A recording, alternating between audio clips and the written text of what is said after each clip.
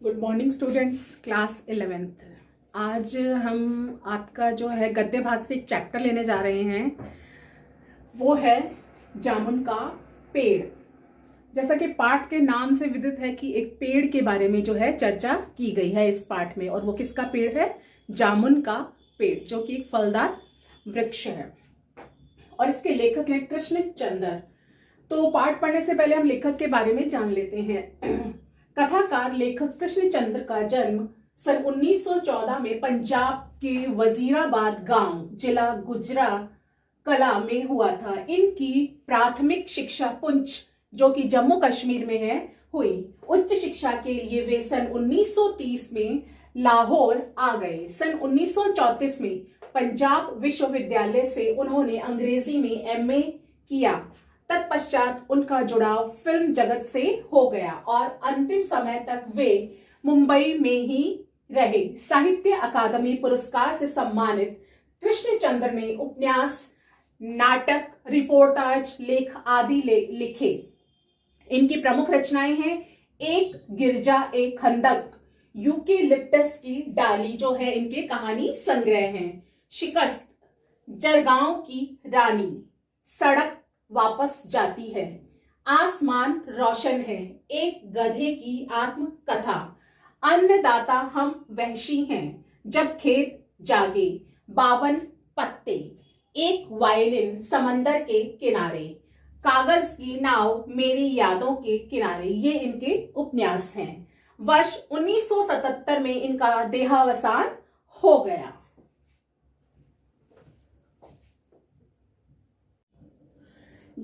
अब जो है पाठ का सार हम इस आधार पर देखेंगे, निम्नलिखित बिंदुओं के आधार पर। पहला है जामुन के पेड़ के नीचे आदमी का दबना, सरकारी विभागों द्वारा निराशाजनक व्यवहार, हार्टिकल्चर विभाग द्वारा पेड़ काटने से मना करना, पेड़ बचाने के लिए लोगों के सुझाव देना, दबे हुए व्यक्ति का शायर होना, पेड़ काटने में विदेश विभाग द्वारा उत्पन्न बाधा और पेड़ काटने की अनुमति ना मिलना। तो सबसे पहला है इसमें कि जामुन के पेड़ के नीचे आदमी का दबना। रात के समय जो है आंधी चलने से सचिवालय के पार्क में खड़ा एक जामुन का पेड़ जो है गिर जाता है। सुबह जब माली आता है तो वह देखता है कि उसके नीचे जो है एक आदमी दबा पड़ा है, यानी कि सचिवालय में एक जो है जामुन का पेड़ लगा हुआ है और वहां पर जो है रात को आंधी आती है जब, तो पेड़ गिर जाता है और जब माली सुबह आता है तो देखता है कि नीचे एक आदमी वहां पर दबा पड़ा है। उसने तुरंत यह सूचना जो है चपरासी को दी और चपरासी दौड़ता हुआ क्लर्क के पास गया, क्लर्क सुपरिटेंडेंट के पास, और सुपरिटेंडेंट दौड़ता हुआ लॉन में आया और मिनटों में दबे हुए आदमी के पास जो है भीड़ इकट्ठी हो जाती है और वहां के क्लर्कों को जो है वहां के रसीले जामुनों की याद आने लगती है। तो ऐसा करते करते जो होता है जामुन के पेड़ के पास जो है भीड़ इकट्ठी हो जाती है। तभी माली से जो है आदमी के बारे में पूछा जाता है और उन्हें उस आदमी के जीवित रहने में संदेह था, लेकिन तभी वह दबा हुआ आदमी जो है कराहते हुए बोल पड़ता है।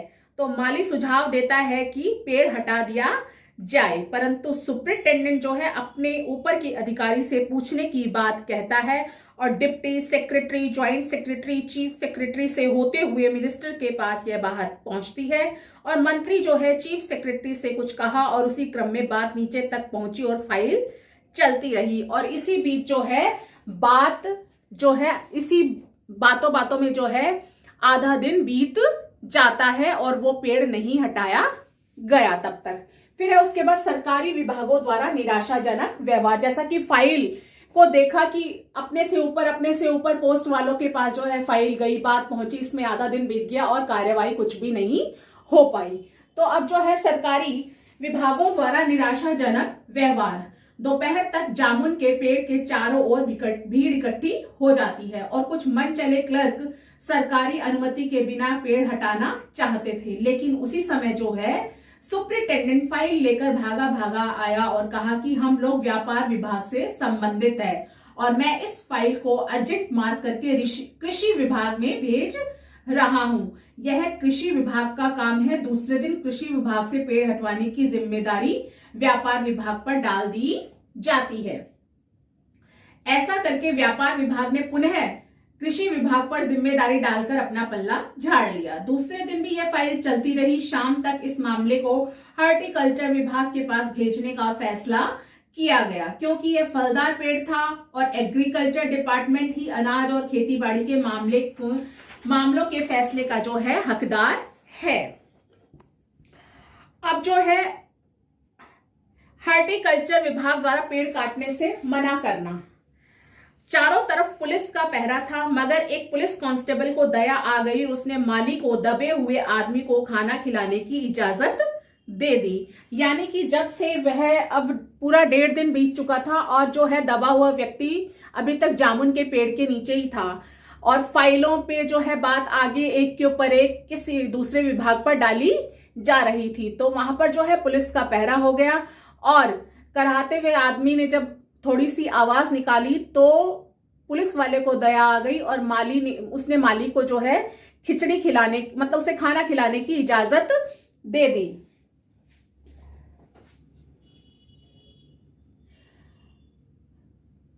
माली ने दबे हुए आदमी से कहा, तुम्हारी फाइल चल रही है, उम्मीद है कल तक फैसला हो जाएगा। पर दबा हुआ आदमी कुछ नहीं बोला।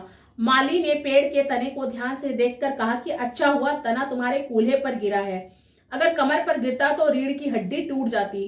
पर दबा हुआ आदमी कुछ नहीं बोला। तो माली ने उसके परिवार वालों के बारे में पूछा तो दबे हुए आदमी ने स्वयं को लावारिस बताया। माली खेद प्रकट करता हुआ वहां से हट जाता है और तीसरे दिन हॉर्टिकल्चर विभाग से जवाब आया कि आजकल पेड़ लगाओ स्कीम जोरों शोरों पर चल रही है। यानी हॉर्टिकल्चर विभाग से क्या आदेश आता है कि जो हम तो क्या है वृक्ष लगाने की मुहिम चल रही है, इस पेड़ को नहीं काटा जाएगा। उन्होंने साफ इनकार कर दिया।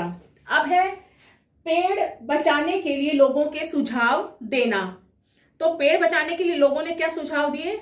हॉर्टिकल्चर विभाग द्वारा पेड़ को काटने से मना करने पर वहां खड़े लोगों को बचाने के लिए पेड़ काटने की बात की, क्योंकि इससे पेड़ बच जाएगा। और दबे हुए आदमी ने इस पर आपत्ति की कि अगर ऐसे ही रहा तो वह मर जाएगा। काटने का सुझाव देने वाले आदमी ने अपना तर्क दिया कि आजकल प्लास्टिक सर्जरी उन्नति कर चुकी है, यदि आदमी को बीच में से काट कर निकाल लिया जाए तो उसे प्लास्टिक सर्जरी से जोड़ा जा सकता है।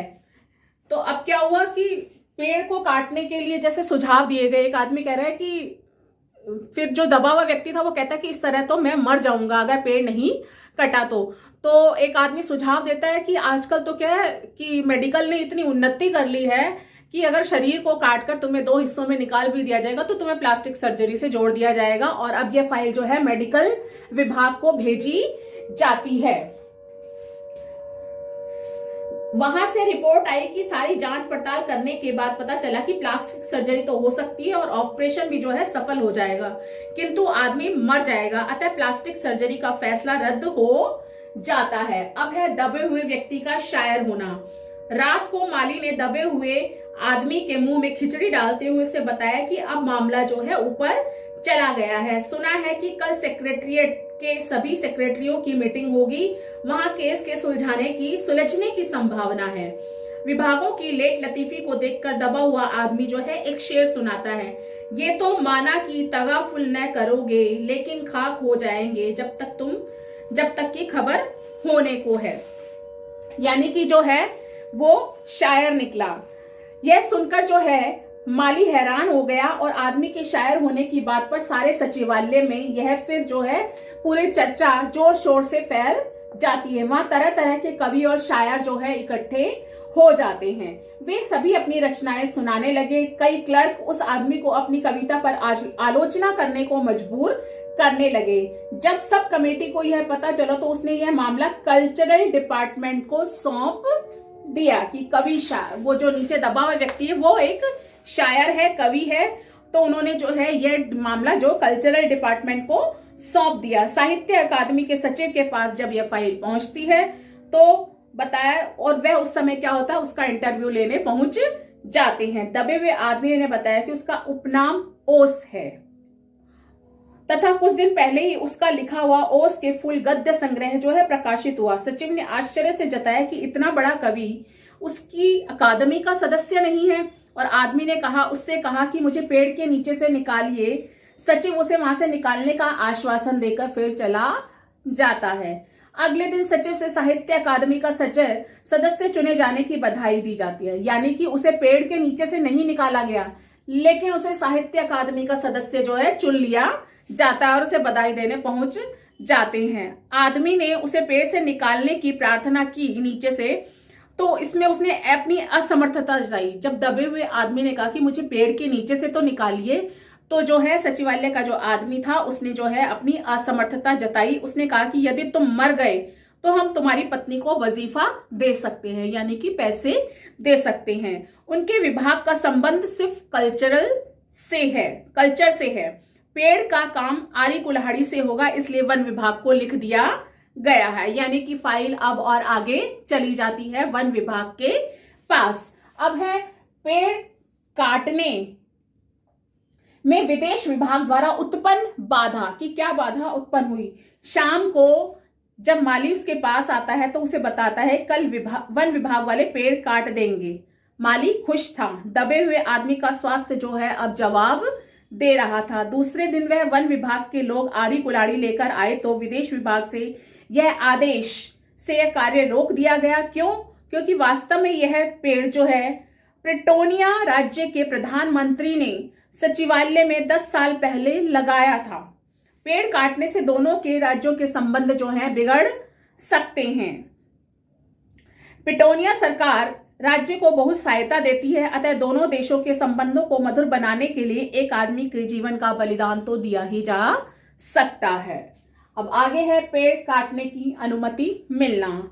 अंडर सेक्रेटरी ने बताया कि प्रधानमंत्री जो है विदेश दौरे से सुबह वापस आ गए हैं। अब वे ही निर्णय लेंगे कि शाम को 5 बजे स्वयं सुप्रिंटेंडेंट कवि की फाइल लेकर आया और चिल्लाया कि प्रधानमंत्री ने सारी जिम्मेदारी जो है स्वयं पर लेते हुए पेड़ काटने की अनुमति दे दी है। परंतु कवि का हाथ ठंडा था, आंखों की पुतलियां निर्जीव और चींटियों की एक लंबी कतार उसके मुंह में जा रही थी, क्योंकि उसके जीवन की फाइल अब पूरी हो चुकी थी। यानी कि सरकारी कामकाज होते होते फाइलों को आगे पहुंचाते पहुंचाते क्या हुआ, उस आदमी की मृत्यु हो जाती है। ये जो है यहाँ पर हमारे जो सहकारी महकमे हैं, सरकारी विभाग हैं, उनका जो सत्य है ये उजागर किया गया है इस व्यंग्यात्मक कथा के द्वारा।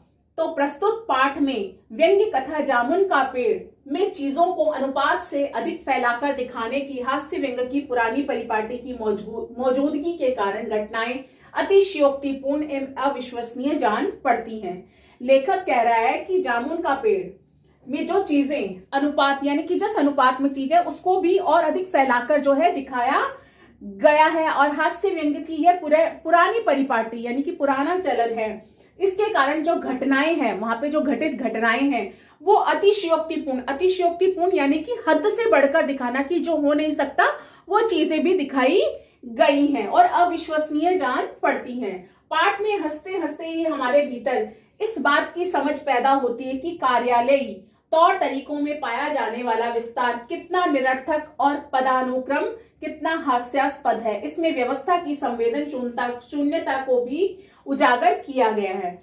यानी कि जो कार्यालय विभाग हैं उनके तौर तरीके किस प्रकार हैं, यानी वो किस तरीके से काम करते हैं, उनमें पाया जाने वाला विस्तार कितना निरर्थक है, यानी कि उसमें कोई भी सार्थकता नहीं है। और उनका जो पदानुक्रम है, उनके जो पदों का क्रम है वो कितना हास्यास्पद है। इसमें व्यवस्था की जो एकदम संवेदन शून्यता, यानी उनमें किसी प्रकार की कोई संवेदनता नहीं है, संवेदनशीलता नहीं है, को उसको भी इसमें जो है उजागर किया गया है। धन्यवाद।